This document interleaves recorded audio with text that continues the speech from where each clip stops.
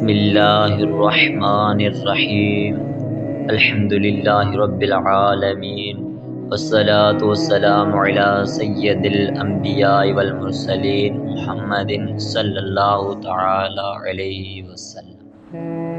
السلام علیکم ورحمۃ اللہ وبرکاتہ۔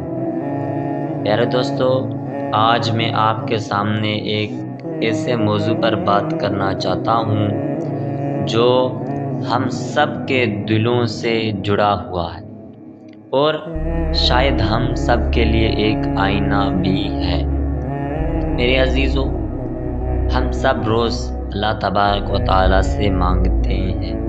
نماز میں، دعا میں، سجدوں میں ہم کہتے ہیں یا اللہ عز و جل رزق دے، ہم کہتے ہیں یا اللہ عز و جل اولاد دے، ہم کہتے ہیں یا اللہ عز و جل کامیابی دے، ہم کہتے ہیں یا اللہ عز و جل پریشانی دور کر دے۔ لیکن کبھی ہم نے یہ سوچا ہے کہ ہم اللہ تبارک و تعالیٰ کی مانتے بھی ہیں یا نہیں مانتے؟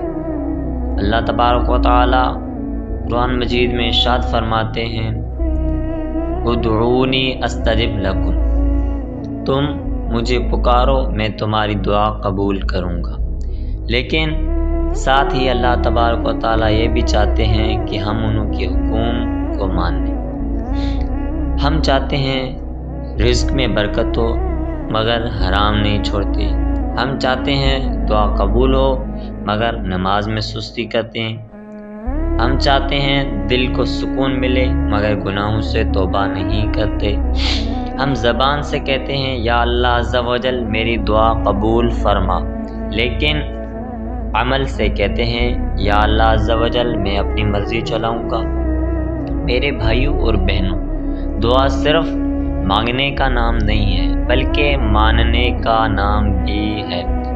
جب بندہ حلال اختیار کرتا ہے، نماز کی پابندی کرتا ہے، گناہوں سے بچنے کی کوشش کرتا ہے، اللہ تبارک و تعالیٰ کے فیصلوں پر راضی ہو رہتا ہے، تو پھر اللہ تبارک و تعالیٰ اس کی دعا زمین سے آسمان تک ضرور پہنچاتے ہیں۔ اللہ تبارک و تعالیٰ ہم سے یہ نہیں دیکھتے کہ ہم کتنا مانگتے ہیں، اللہ تبارک و تعالیٰ یہ دیکھتے ہیں کہ ہم کتنا مانتے ہیں۔ جب ماننا سیکھ جائیں گے تو ماننا خود بخود قبول ہو جائے گا۔